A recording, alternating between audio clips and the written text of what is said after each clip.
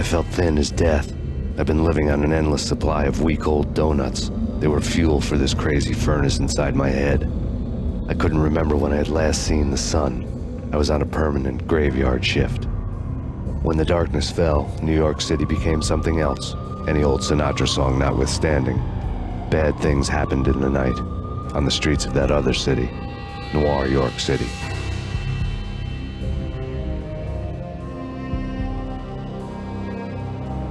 I was in an all-night diner, downing cup after cup of coffee that tasted like engine oil, when a new message from BB got me back on the killer track. What the hell happened at Roscoe Street? Maxie, I'm going out on a limb here. We need to talk this through, come up with a plan. 2:30 a.m., the Choir Communications Garage. The more I thought about Alex's murder and the frame-up, the more it felt like an inside job. I should have seen it coming. BB had sold me out, and now he wanted to finish what he'd started.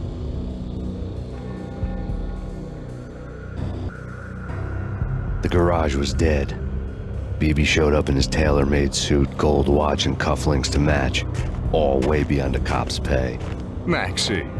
Oozing suave charm, he was guilty as hell. What the hell does BB stand for anyway? Backstabbing bastard? Come on, don't be like that. Have a cigar. I don't smoke. Maxie, you have no idea how big this is. It's huge. You have no idea.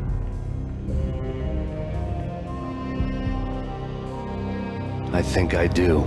You're a bribe-taking bent cop who sold out his partner. Those mobsters in the subway were a dead giveaway. Hard to miss. Bet it was exactly like this with Alex. Up close and personal. You can't win this one, Max. No, but I can make damn sure none of you do either. BB turned out to be another cardboard cutout bad guy.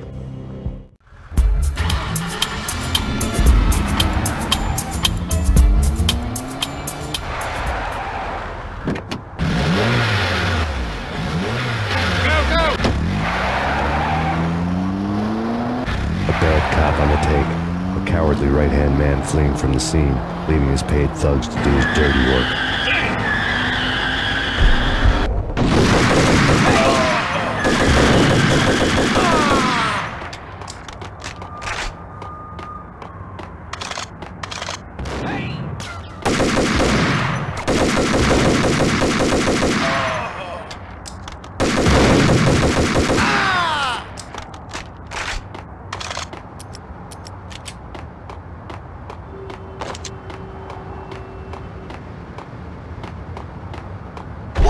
Yo!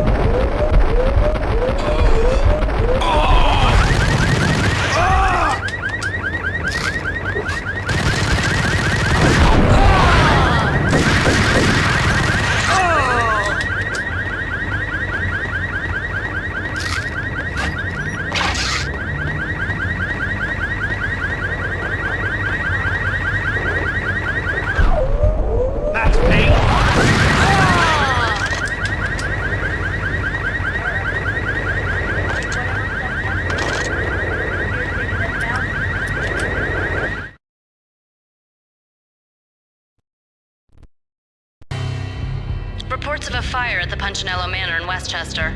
The manor is the home of Angelo Punchinello, the alleged head of the Punchinello crime family. The police are now saying, contrary to their earlier statements, that Max Payne is still alive and at large. He continues his vendetta against the Mafia, of which this last act of arson is attributed to. I had no recollection of setting any fires, but I did remember the flames.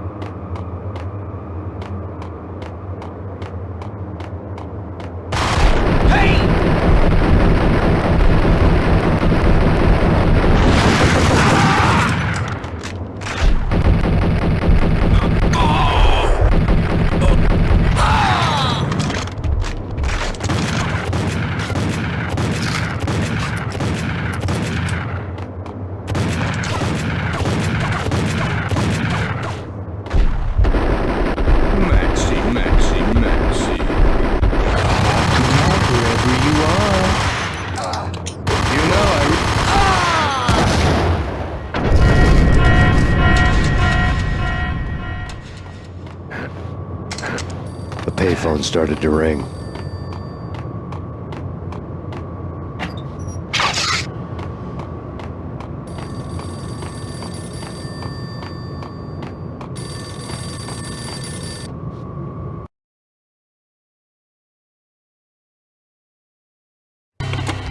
Yeah, Max Payne, whatever does it for you.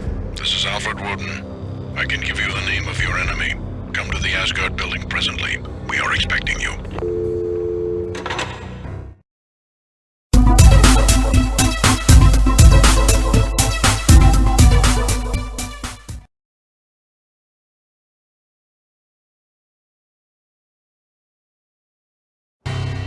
Woden was waiting for me on the steps of the old building. Mr. Payne, let's go inside. The others are anxious to begin. The others? Despite the general misconception, this building actually predates the City Hall by 2 years, thus being the oldest municipal building still in use here at the foot of the Brooklyn Bridge. No kidding. The old man played tour guide as he led me through a dark, domed hall. The answers I was after loomed large ahead.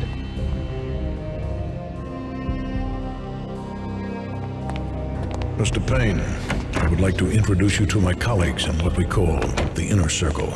You've been watching too much X-Files. You have seen the files on Project Valhalla. We can fill the gaps, provide you with the information missing from those files. We were all involved in the early stages of the project during the Gulf War.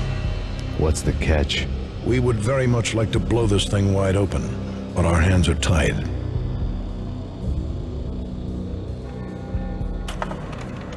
Her name is Nicole Horn. She was the key figure in Project Valhalla. When the funding was discontinued, she simply refused to quit. She knew exactly what she had in her hands. Nicole Horn is the president of Acer Corporation.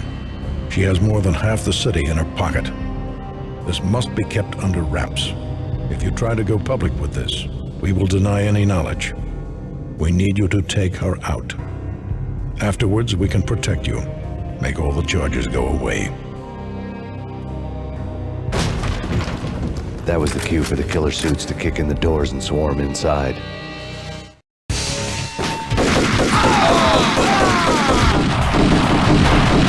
was an impressive floor show, but I decided to leave early anyway. It was only a one-story fall. Lucky me.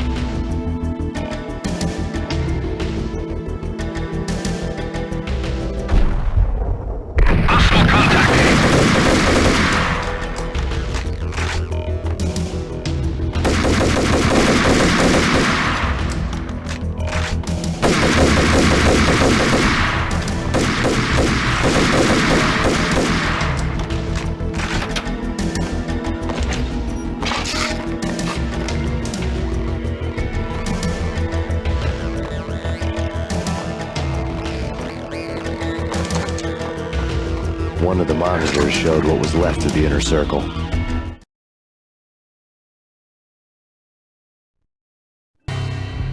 On screen, the so-called corpse of Alfred Woden stood up, miraculously waking from his dirt nap, looking smug among his dead pals. In the land of the blind, the one-eyed man is king.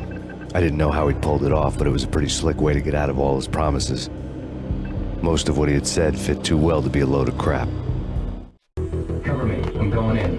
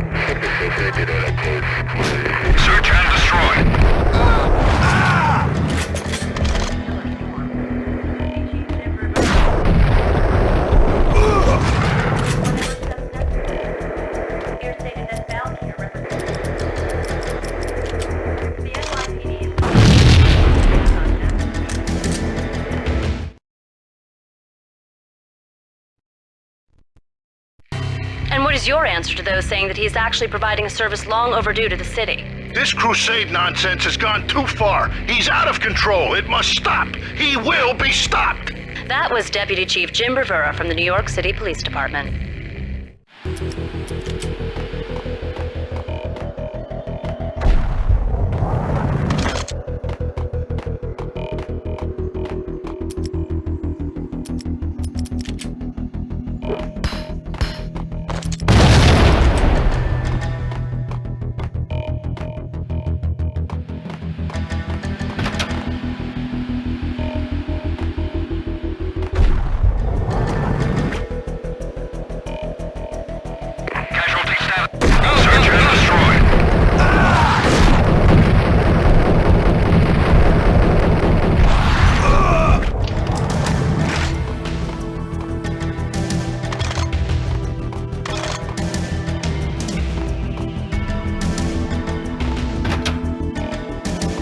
A videotape lay on the desk.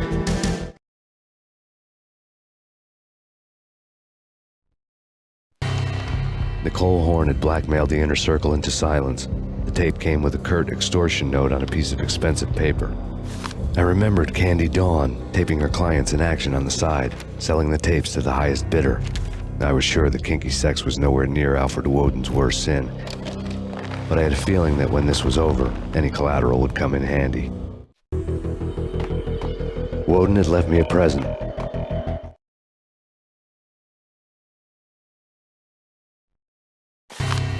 Woden had taken care of my mission preps with military precision. The critical areas in the Acer Corporation headquarters blueprints were circled in red. The president's office was at the top of the building, right below her penthouse suite. The elevators were controlled by a security computer, part of the mainframe located underground below the building.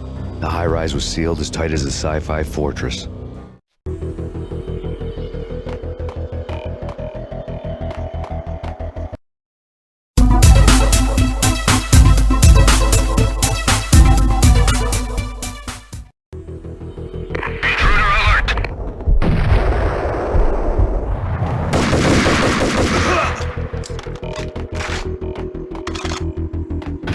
In pursuit of the intruder.